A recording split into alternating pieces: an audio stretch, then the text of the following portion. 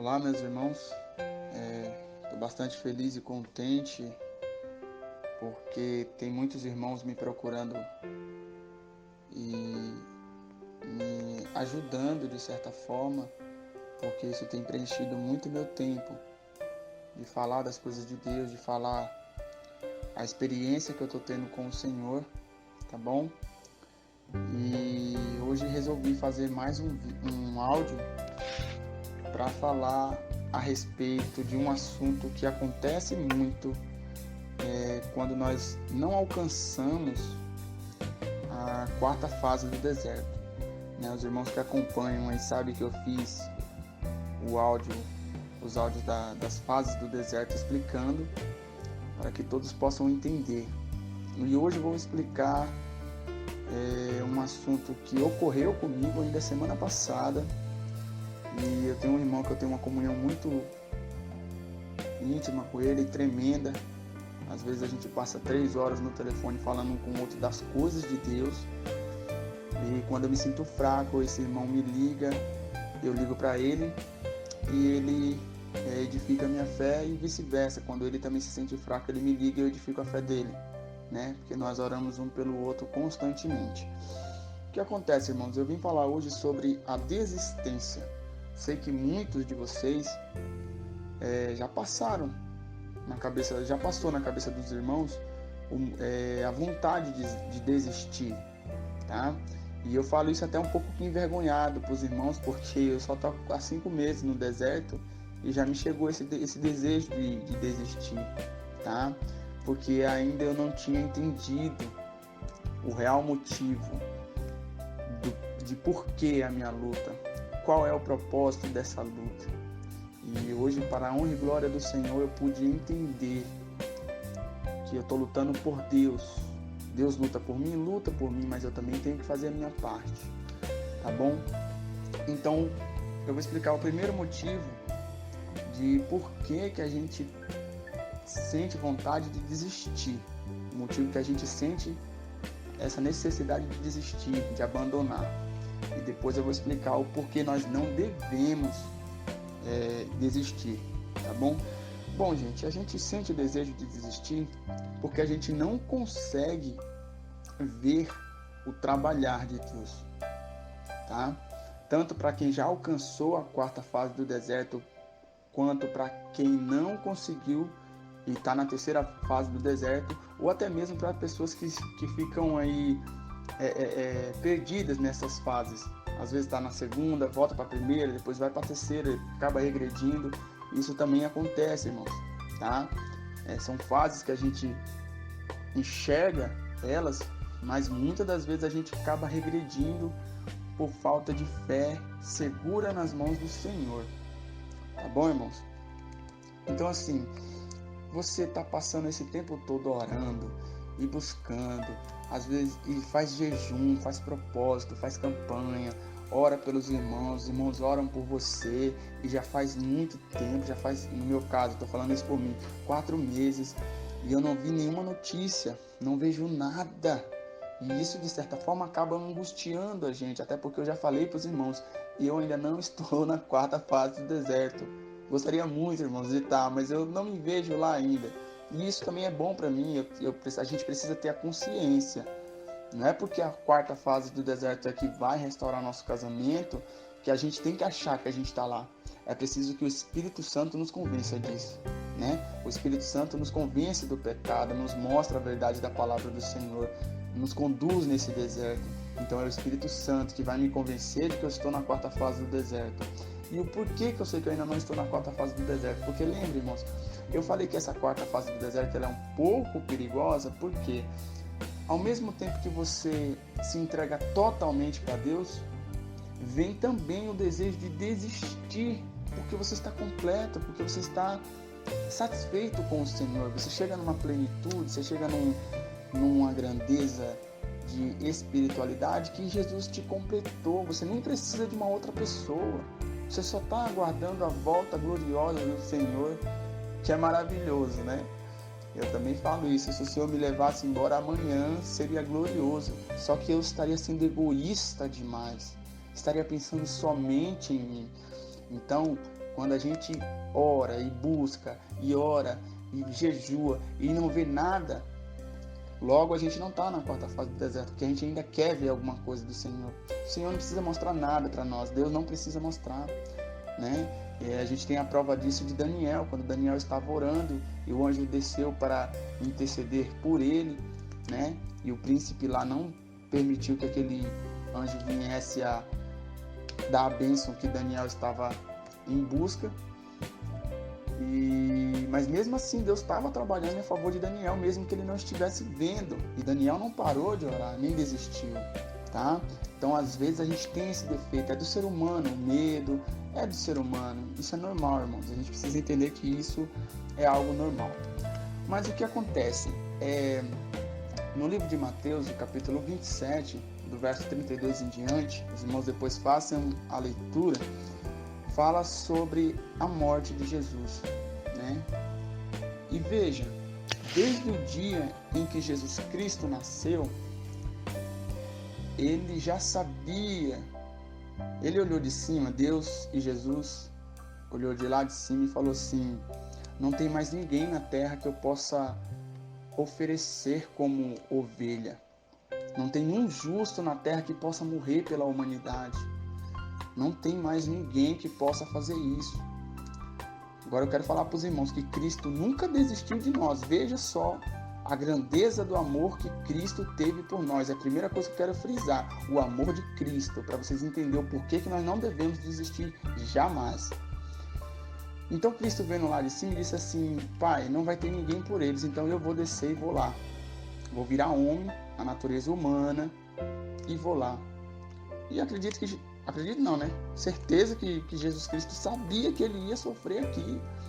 Então, desde o nascimento de Jesus até o 33º ano que ele teve aqui na Terra, ele caminhou para coisas que a gente não caminha. Vê só, eu duvido se tivesse um de nós que soubesse assim: olha, se você for aqui pela direita, o que te espera são coisas ruins. Automaticamente a gente se desviaria, automaticamente. Só que Jesus Cristo, ele fez ao contrário. Desde que ele nasceu, ele já sabia que ele ia passar por dor, tristeza, choro, angústia, calúnia, defamação e humilhação. Desde pequeno até o 33º ano dele, ele sabia que ele ia passar por isso. A prova é de que quando ele faz a oração no Getsemane, a palavra de Deus fala que ele suou, o suor dele foi em sangue, né? Foi tão angustiante para Jesus como homem que fez com que ele suasse dessa maneira. Mas o que acontece, irmãos? Jesus Cristo caminhou nessa direção e foi até o final, né? Foi pego pelos fariseus. Foi pego não, ele se entregou. Jesus Cristo não foi pego, ninguém pegou ele na lei, ninguém pegou ele de maneira nenhuma. Ele foi e se entregou, tá? Se entregou sabendo que ele ia passar por tudo isso, irmãos. Se entregou, porque Jesus Cristo tinha uma missão aqui na terra. Ele tinha que morrer por nós. E só ele poderia morrer por nós. Aí Jesus Cristo vai, se entrega e chega lá, acontece várias coisas. É por isso que eu quero que os irmãos leiam aqui, capítulo 27, do verso 32 em diante do livro de Mateus.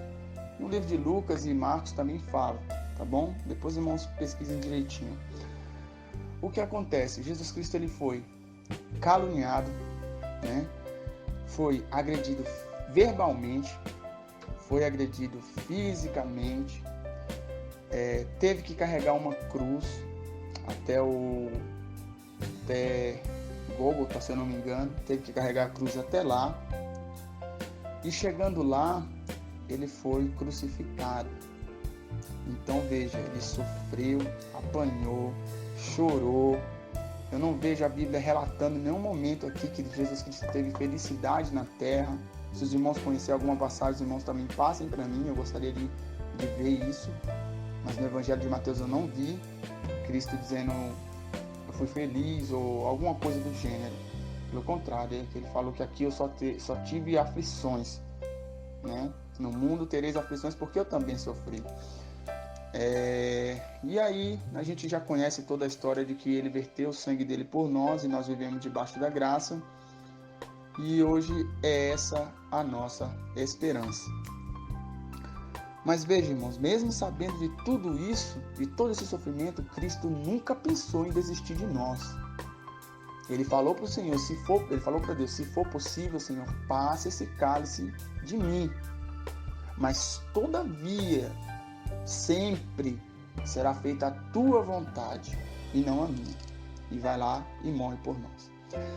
Agora, irmãos, eu vou falar a respeito do motivo do porquê que nós não podemos de maneira nenhuma desistir dos nossos cônjuges. Ainda que nós ficamos com 80, 90 anos de idade, que é coisa que eu não creio, mas vai ser feita a vontade de Deus, no propósito de Deus.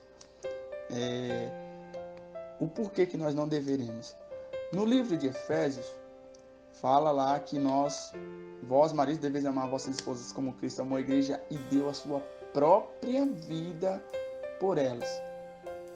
Tá? Como eu estou falando aqui com homens, eu gostaria que os homens prestassem muita atenção, apesar de que também para as mulheres vale a pena vocês seguirem essa linha de raciocínio, mas para os homens, vejam a missão: amar vossas esposas como Cristo amou a igreja e deu a própria vida por elas. Agora, irmãos, imaginem que nossos cônjuges, nossas esposas, eu vou falar da minha, que aí fica mais fácil para os irmãos entenderem.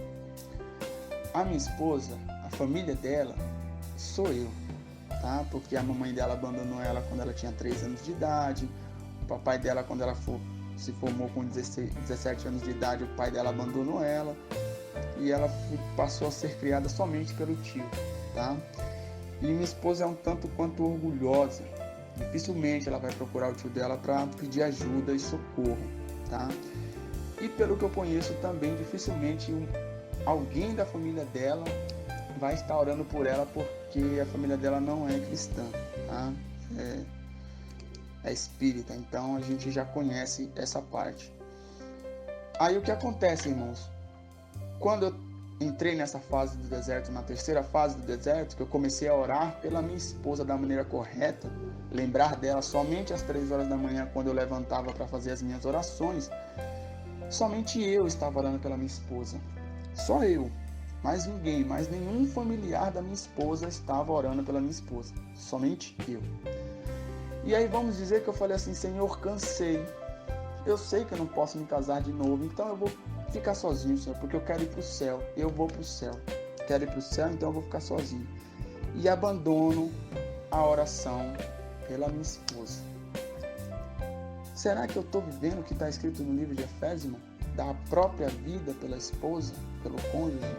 Não, porque hoje nós precisamos entender que o livro de, eu não me lembro onde está escrito, mas fala que nossa luta, é Paulo que fala isso, não é contra a carne, é contra as potestades e principados das trevas, é contra esses camaradas aí que nós estamos lutando.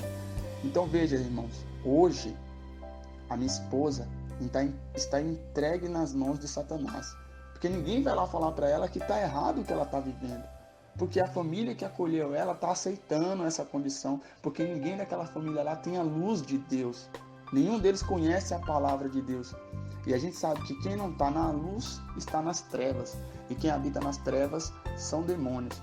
Então hoje, irmãos, nossos cônjuges dormem com demônios, acordam com demônios, são influenciadas por demônios, são aconselhadas por demônios, irmãos. E imagine que os únicos que oravam por eles, nossos cônjuges, eram nós. E nós deixamos de orar, abandonamos de orar, paramos a oração por elas. Irmão, isso é grave. Nossas esposas estão indo, nossos cônjuges estão indo para o inferno. E nós somos cristãos. Acima de ser sua esposa e seu esposo, nossos cônjuges são nossos irmãos em Cristo Jesus. É nossa obrigação como cristão. Então, se eu digo que eu sou cristão e eu desisto de uma pessoa, estou desistindo de uma alma. E que cristão sou eu que desisto de uma alma? Certo, irmãos? Então, é preciso a gente saber que nós estamos lutando não é pelos nossos esposos, nem pelas nossas esposas. Nós estamos lutando para resgatar uma alma que está indo para o inferno, irmãos. Então, até uma frase que eu coloquei no meu WhatsApp, irmãos, que a minha esposa, ela pode até ir para o inferno, ela pode ir, mas enquanto eu, o Wesley, estiver vivo e Deus me der fôlego para respirar, todos os dias da minha vida eu vou travar uma luta contra Satanás pela alma da minha esposa. Eu não posso deixar de orar, porque não é uma esposa, é uma alma que está se perdendo. Eu oraria por qualquer uma outra pessoa, então por que eu tenho que parar de orar pela minha esposa? Irmãos, já pensou se a gente chega diante da face do Senhor e o Senhor fala assim: peraí, Wesley, você é meu filho mesmo? É, sim, sou, Senhor. Mas tinha uma alma ali, Wesley, que só você estava orando, filho. Só você estava intercedendo por ela. Só você repreendia os demônios, filho. E ainda que você não estivesse vendo nada, as suas orações estavam fazendo efeito, filho. E como cristão você falhou, Wesley. Será que você é digno de entrar aqui? Eu não sei, irmãos. Mas os irmãos estudem a passagem onde Jesus Cristo verteu todo o sangue dele por nós, e aonde ele nos ensina no livro de Efésios, por Paulo, que diz que nós, maridos, devemos amar nossas esposas como Cristo amou a igreja e deu a própria vida por elas. Então, irmãs e irmãos que estão na batalha, vocês não devem desistir do seu cônjuge, do seu marido e da sua mulher, porque essa é a sua função como cristão, como um homem e uma mulher predestinada a morar no céu. Nós devemos fazer isso, porque não são nossos esposos, nossos cônjuges, são almas. Tá bom, meus irmãos? Eu espero que os irmãos possam entender essa parte, que Deus possa dar força na batalha, e que o Senhor, através disso, possam conduzir vocês até a quarta fase do deserto, para que vocês possam entender isso, irmãos. A partir do momento que a gente entender que nós estamos lutando por alma e não pela nossa esposa, a batalha vai ficar mais fácil. A desistência já não vai ser uma opção na nossa vida. A gente não pode desistir porque somos cristãos. Na hora que você pensar em desistir, seria a mesma coisa que você estivesse olhando para Jesus e dissesse assim, que Jesus também desistiu de você. Jesus Cristo, ele não desistiu de você, ele deu a vida dele por você. Então, meu irmão e minha irmã, dê a sua vida pelo seu cônjuge, pelo teu irmão em Cristo Jesus, tá bom? Que Deus abençoe a todos. Estou bastante feliz e contente pelos irmãos que estão me procurando, irmãos. Eu não conheço muito da Bíblia não, mas tenho um desejo muito grande de ir morar com todos vós na casa do nosso Deus Altíssimo, conhecer Jesus, Paulo, Pedro e todos aqueles homens grandiosos da Bíblia. E essa é a nossa esperança. Que Deus retribua a benção na vida de cada um que tem orado por mim, tá bom, meus irmãos? Eu amo muito vocês. Deus abençoe a todos.